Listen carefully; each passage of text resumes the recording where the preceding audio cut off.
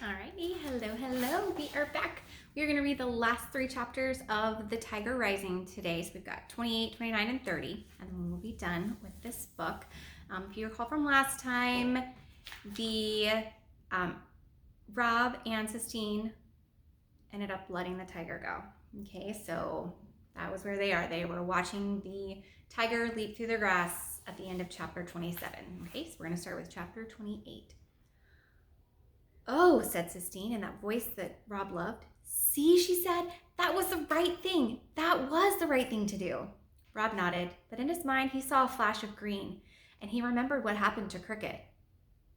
"What?" said Sistine, turning him. What are you thinking about?" "Nothing," he told her. "Robert." The sound of his name came floating to them from the direction of the motel. "That's my dad," he said, confused. That's my dad calling me." And then they heard Willie Mae. "Dude, Jesus!" she screamed, her voice high and wild. And then there was the crack of a gun. They both stood still, stunned and silent. And when Willie Mae came running from under the pine trees and she saw them, she stopped. "Thank you, Jesus," she said, looking up at the sky. 2 whole children. "Thank you. Come here," she said. She opened her arms. "Come to me." Rob started walking toward her. He wanted to tell her that she was wrong. He wanted to tell her that she did not feel whole. But he did not have the energy or the heart to say anything. All he could manage was putting one foot in front of the other. All he could do was keep walking towards Willie Mae.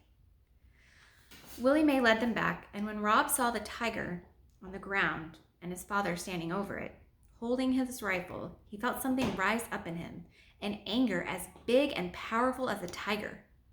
Bigger. You killed him," he said to his father. "I had to," his father said.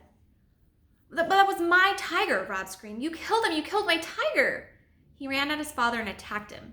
He beat him with his fist and kicked him, but his father stood there like a wall. He held the gun over his head and kept his eyes open and took each hit without blinking. And Rob saw that hitting wasn't going to be enough, so he did something he thought would never do. He opened his suitcase, and the words sprang out of it, coiled and explosive. "I wish it had been you," he screamed. "I wish it had been you that died. I hate you. You ain't the one. I need her. I need her."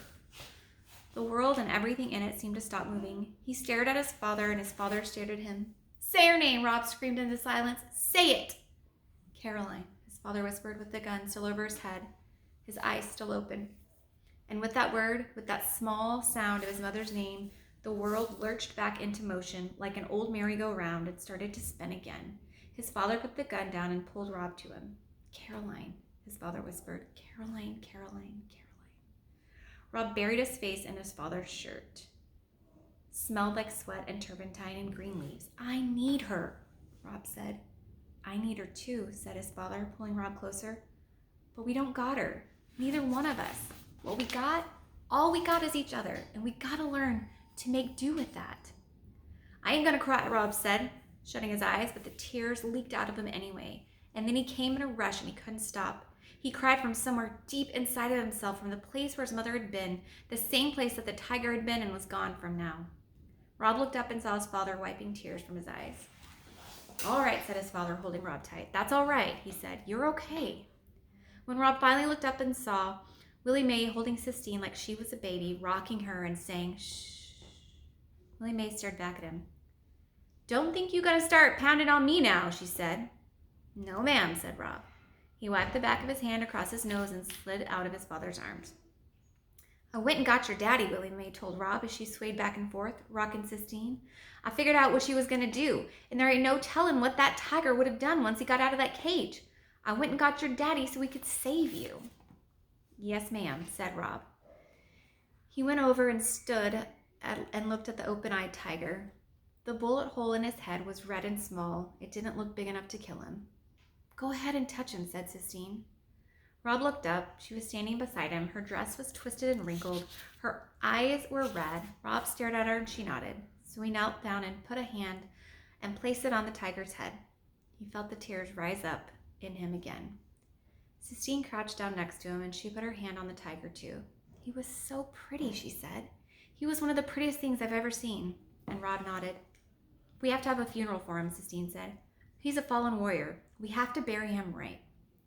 Rob sat down next to the tiger and ran his hand over the rough fur again and again, while the tears traveled down his cheeks and dropped onto the ground. Chapter 29.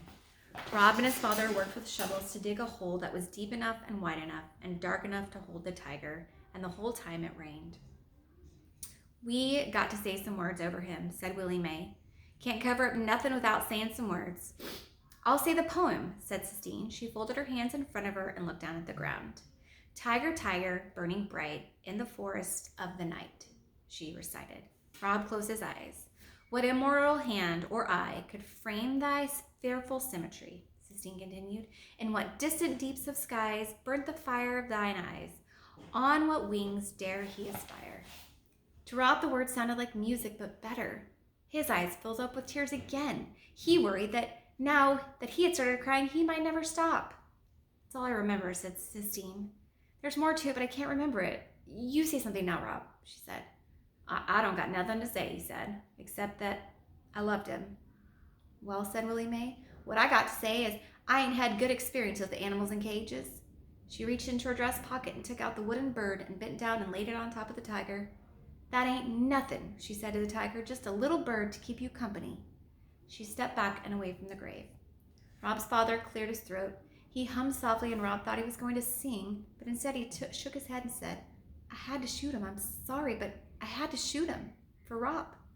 Rob leaned into his father, and it felt for a minute like his father leaned back. Then Rob picked up the shovel and started covering it with the dirt. As he filled the grave, something danced and flickered on his arm. Rob stared at it, wondering what it was, and then he recognized it. It was the sun, showing up in time for another funeral. I'm sorry I made you do it, Sistine said to Rob when he was done. He wouldn't be dead if I hadn't made you do it. That's all right, Rob said. I ain't sorry about what I did. We can make a headstone for him, said Sistine, and we can bring flowers and put them on the grave, fresh ones every day. She slipped her hand into his. I didn't mean what I said before about you being a sissy, and I don't hate you. You're my best friend. The whole way back to the Kentucky Star, Rob held on to Sistine's hand. He marveled at what a small hand it was and how much comfort there was in holding on to it. And he marveled, too, at how different he felt inside, how much lighter, as if he had set something heavy down and walked away from it without bothering to look back. All right, chapter 30, last one. That night, his father sang to Rob as he put his medicine on his legs. He sang the song about mining for gold, the one he used to sing with Rob's mother. When he was done with the medicine and the song, he cleared his throat and said, Caroline loved that song. Me too, Rob told him. I like it too. His father stood up. You're going to have to tell Beauchamp that you was the one that let that tiger go. Yes, sir, said Rob. I'll tell him I was the one who shot him, but you got to admit to letting him go. Yes, sir, Rob said again. I might could lose my job over it, his father said. I know it, Rob said, but he wasn't afraid. He thought about Beauchamp shaking hands. Beauchamp was the coward. He knew that now. I thought I would tell him I could work for him to pay for what I've done. You can offer him up some reasonable kind of solution, but it don't mean he'll go for it. There ain't no predicting Beauchamp, other than to say he's gonna be mad. And Rob nodded. And on Monday, said his father, I aim to call that principal and tell him you're going back to school. I ain't messing around with taking you to no more doctors. You're going back and that's that. Yes, sir, said Rob. He didn't mind the thought of going back to school. School was where Sistine would be. His father cleared his throat. It's hard for me to talk about your mama. I would never have believed that I could miss somebody the way I miss her. Saying her name pains me. He bent his head and concentrated on putting the cap on the tube of medicine. But I'll say it for you, he said. I'll try on account of you. Rob looked at his father's hands. They were the hands that had held the gun that shot the tiger. They were the hands that put the medicine on his legs. They were the hands that held him when he cried. They were complicated hands, Rob thought. You want some macaroni and cheese for dinner? His father asked. That sounds all right, said Rob. Macaroni and cheese sounds real good. That night, Rob dreamed of he and Sistine standing at the grave of the tiger. They were watching and waiting. He didn't know for what, but he saw a flutter of green wings and he understood. It was a wooden bird, only he wasn't made of wood. He was real, and he flew up one out of the tiger's grave, and they chased him, laughing and bumping into each other. They tried to catch him, but they couldn't. The bird flew higher and higher until it disappeared in the sky that looked just like the Sistine ceiling. In his dream, Rob stood and stared at the sky, admiring all the figures and the colors, watching the bird as he disappeared into them. "See," said Sistine in his dream, "I told you it was like fireworks." He woke up smiling, staring at the ceiling of the motel room. "Guess what?" his father called to him from outside. "What?" said Rob back. "There ain't a cloud in the sky. That's what."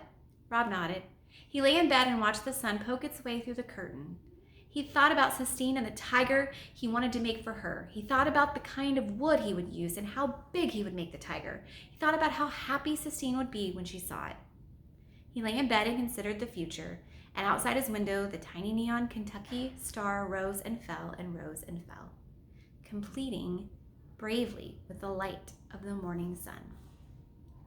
All right, that is the end.